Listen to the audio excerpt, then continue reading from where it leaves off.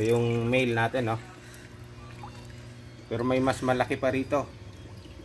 Nakita ko hindi lang natin mahuli.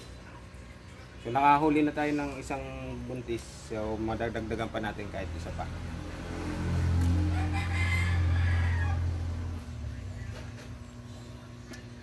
O, ito yung aking male, oh. Lumabas siya. Kasi nabulabog nung nagkukuha tayo ng naghanap tayo ng mga buntis. Ayan, no? 7 inches na po yan. Ang laki po niyan, oh.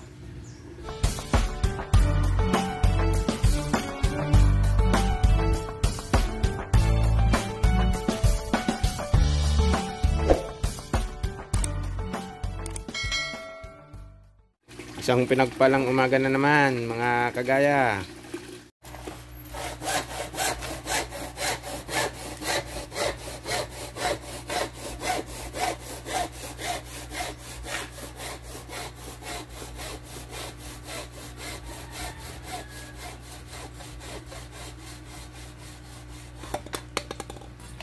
Ito na yung mga PVC na naputol, pinuputol natin. Ito yung binili natin.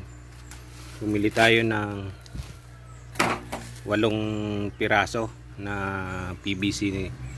2 inches po yan. Ayan. Tapos ito, yung haba nito is 7 inches. So yung isang PVC, nakakakuha tayo dyan ng 16 pieces. So kung 8 yan, kung 8 to, so makakabuo tayo ng ganito ng 128 pieces. Ito yung ilalagay natin doon sa pan natin. Kasi nga magpaparami na at magpaparami tayo muna ng ating mga alagang freshwater lobster. So hindi pa tayo nagbebenta. Paparami lang ako na nagpaparami. So nakikita ko ngayon masyadong mainit o maraming nag-aalaga ng freshwater lobster. Saka mahal yung presyo. So natatakot yung iba na pagkatagalan magiging mura yung mga alaga nating freshwater lobster. So kanya-kanya po ng pamamaraan niya kung paano natin may bebenta. So, ikaw mag-create ng market. Kagaya din ng ating tanim na lettuce. So, may uploaded video po ako regarding sa tanim kong mga lettuce. Na yung 2 bagay na dapat mong matutunan. Yung una is yung pagtatanim, kung paano natin mapaganda yung halaman. And yung pangalawa, kung paano ka magbenta. So, ganito rin dito sa pag-aalaga ng freshwater lobster, kung paano tayo magparami, kung paano tayo mag-alaga, and yung pangalawang na dapat nating matutunan, kung paano natin ibenta yung ating mga alaga. Ito na yung hides na nagawa natin sa binili nating PVC pipe. So total of 128 hides yung nagawa natin sa ganitong kahaba na putol, 7 inches. So yung 8 na PVC pipe, ang halaga po ng isang PVC is 140. So yung total niya is 1,120 doon sa 8 PVC pipe. So yun yung nagastos natin dito sa ganitong kadaming hides. Yan, ilalagay na po natin tong mga naputol nating PVC. So ayan, dito natin nilalagay yan, no, sa ilalim ng ano na yan. Ito po ay ano yan, drain. Kasi nakakulong po dito sa pag umulan, para may malabasan yung tubig. Kaya may PVC po dyan, kung ngayon mapapansin nyo. Labasan po ng tubig yan. Dito po yung out nyan. Ayan po, sa dulo. Kasi kung walang ganyang labasan, makukulong po yung tubig pag umulan. So kaya nagbaon ako ng tubo dyan, labasan ng tubig. So nakalabas nga lang dito sa pond natin. Ngayon ang gagawin natin, yung pagitan sa ilalim, doon ko ilalagay yung mga pinutol nating PVC. So pagkakasyahin natin tong 128 pieces. Yan. Tapos maglalagay tayo dito ng buntis na crayfish galing dito sa ating pond. Ayan, oh. Ayan, laki, oh, ng isa. Ayan. Nakita po niyan, ang laki, oh. Laki ng male na yan. Nasa 6 to 7 inches na yan. So manghuhuli po tayo rito ng ng may itlog na. So nakita ko kasi na mayroon ng mga may itlog dito kasi yung buntot nila nakagano na. Tinatakpan nila yung tiyan nila. So malamang buntis po 'yon. So manghuhuli tayo kahit dalawa na buntis pwede natin ilagay doon. So ngayon sinasalansan na muna ni Elmer. Ayan, oh. Mga ilang patong yan, Elmer? Dalawa, tatlo, no? Mga 2 patong siguro yan. Kung dati namin, kung napanood nyo yung in-upload kong video, ito 2, pinagtatali namin yan. Ganito. Ngayon, hindi ko na pinatali sa kanya kasi sabi ko nga iipit namin dyan sa PVC. Kasya yung 2, no? 2 lang, no? Hindi kasya yung 3. O, sige. Huwag mo nang pilitin. Huwag ka hindi kasya.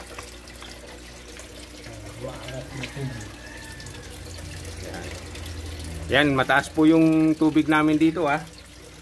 Kasi kalimitan na naririnig ko mababa yung tubig. So ito, mataas po yung tubig namin. Makikita nyo, ayan. Ito yung salamin ko. Ito yung pinaka level, oh. 1, 2, 3. Yung height, oh, kung makikita nyo, hanggang tuhod yung tubig. Walang palitan ng tubig po to. Pero yan, makikita nyo, linaw yan, malinaw. Hindi kami nagpapalit ng tubig. Nililinis lang namin yung filter once a month. Ayan, once a month nililinis namin yung filter na yan. So makikita nyo, ang ganda ng labas ng tubig. Ang linaw. Ayan. So pwede rin po malalim yung tubig. Kasi mga nakikita ko po, yung sinasuggest nila halos lang, lampas lang ng ilan, mga 6 inches lang yata. So ako malalim po to. Umpisa nung ginawa namin to, ganito na po. So dumami na sila sa ganitong setup. Kaya naisipan ko yung kabila lalagyan ko na rin para tuluyan silang dumami. Ayan.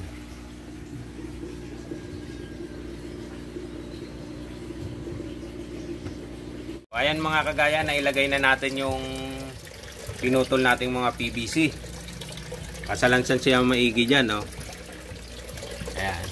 So ang next gagawin natin, manghuhuli tayo ng buntis dito. Elmer, tanggalin mo muna yung saksak ng So para tanggalin natin yung saksak para hindi yung pump, saksak ng pump saka yung oxygen natin. Saka maghanap tayo ng hulihin na buntis.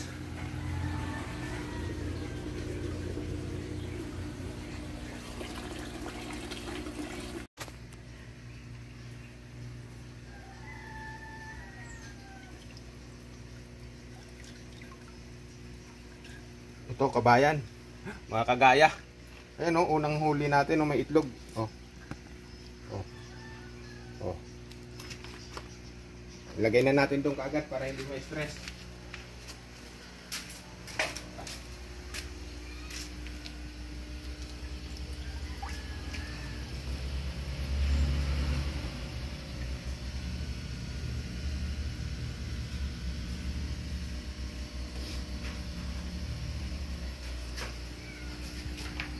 Hanap pa tayo. Ito yung male natin, no? Pero may mas malaki pa rito. Nakita ko hindi lang natin mahuli. So nakahuli na tayo ng isang buntis. So madagdagan pa natin kahit isa pa.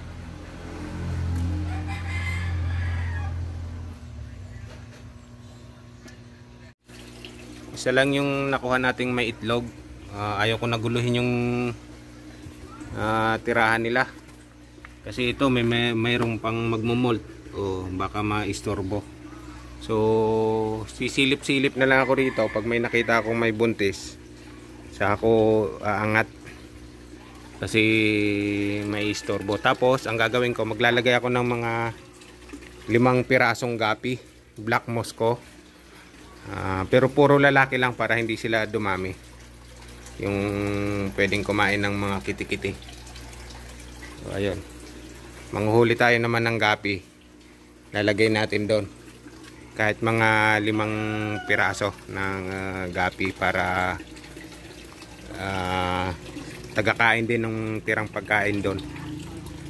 So marami akong Black Moscow rito. So pipili lang tayo yung lalaki lang ilalagay natin. Ayan, lalaki lang lalagay natin Black Moscow doon. Ayan o.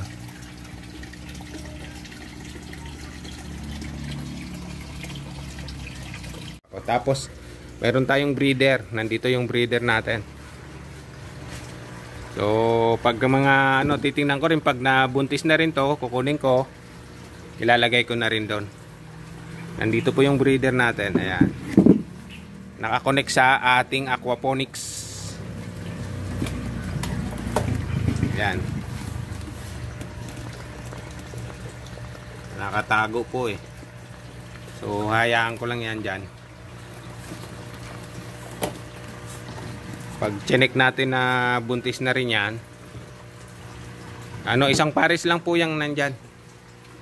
Naka-separate sila. Kasi nga, itong mga nakuha natin dito, ayan, yung nakita nyo kanina, ayun yung first batch na itlog ng aking breeder.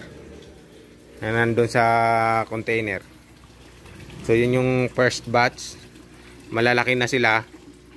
Ayaw ko pa rin magbenta. Gusto ko pa rin magparami. So yung iba kasi ngayon gustong gusto na magbenta kasi mahal pa ngayong magbenta. Mahal yung presyo. Ako naman paparamihin ko siya kasi nga hindi lang dun sa bebentahan natin yung mga gustong mag-alaga. Sa tingin ko masarap din kasing lutuin to. So hindi ko iniisip na mahirap ibenta siya pag naparami ko. Kaya magpaparami lang muna ako. Then pag madami na, madali naman maghanap ng market. Kasi tingin ko masarap to eh. Kaya hindi tayo mahihirapan. Kung wala tayong market, walang bibili, abay pwede natin gawin tong ulam. Tsak masarap to. Ito yung aking male, lumabas siya kasi nabulabog nung naghahanap tayo ng mga buntis. Ayan 7 inches na po yan. Ang laki po niyan. Sulit. Grabe ang laki. Gusto ko ngang hulihin yan kanina para mapicturean Ang laki na niya. Ayan, doon nakakatuwa mga kagaya.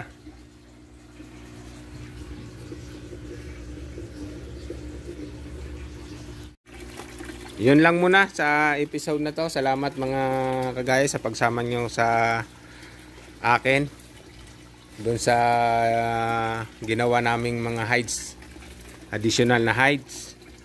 Then sana maparami natin ng madami tong ating mga alagang freshwater lobster.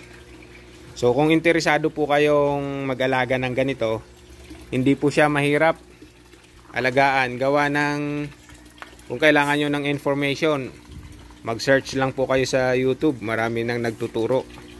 At yung bibilhan nyo rin, tuturuan din po kayo kung paano mag-alaga. So ito yung sinishare ko sa inyo, actual na pag-aalaga namin. So hindi po ang karamihan nag-aalaga, mababa lang yung tubig. Sa akin mataas yung tubig. Tapos mayroon lang akong filtration. So yung filtration ko, at hindi rin po ako nagpapalit ng tubig. Gawa ng yung filtration ko ay maganda. So ang ginagawa lang namin, once a month namin linilinis yung aming filter. And then naglagay po ako dito sa ibabaw. Ito po ay Azolla. So dalawang pakinabang nito, pinapakain ko sa aking tilapia at saka mga alagang manok. So double purpose siya. Maganda rin dito sa ibabaw kasi kinakain din to ng ating mga alagang crayfish. Itong Azolla na to. Ayun, naway maging matagumpay tayo dito sa pag-aalaga nito. And kung gusto nyo po mag-alaga, kung paano mag-alaga, balikan nyo lang yung mga na-upload kong video. Kung paano ko kinonstruct tong aming pond, paano ko ginawa yung filtration. So sana makatulong yun sa inyo. Pwede rin po kayo mag-message sa amin, sa aming FB page o kaya dito sa YouTube channel. Hindi po kami expert dito sa pag-aalaga ng ganito. Ang sinishare ko lang kung ano yung na-experience namin. So far, maganda siya alagaan, hindi mahal yung pakain niya. Kasi yung ginagamit kong pakain ay yung pakain lang ng manok. Tapos mga gulay-gulay. So ayun, nakakatuwa. At mabilis dang pala sila paramihin. So kung dumami siya ng dumami, baka extend pa tayo ng pond. Kung talagang dumami siya ng madami. So hindi, kung walang bibili, gagawin nating ulam yan. Pero imposible pong walang bibili. Gagawa po tayo ng market once na madami na tayong pangbenta. So yun lang muna mga kagaya. Maraming salamat sa inyong panunood and ingat po tayo lagi. Kung nagustuhan nyo po yung video na to, pa-like and share naman po para mapanood din ng iba. And hit the notification bell para lagi po kayong updated sa ina-upload kong mga video. At kung hindi pa kita subscriber, pa-subscribe naman ng aking YouTube channel. Again, maraming salamat mga kagaya.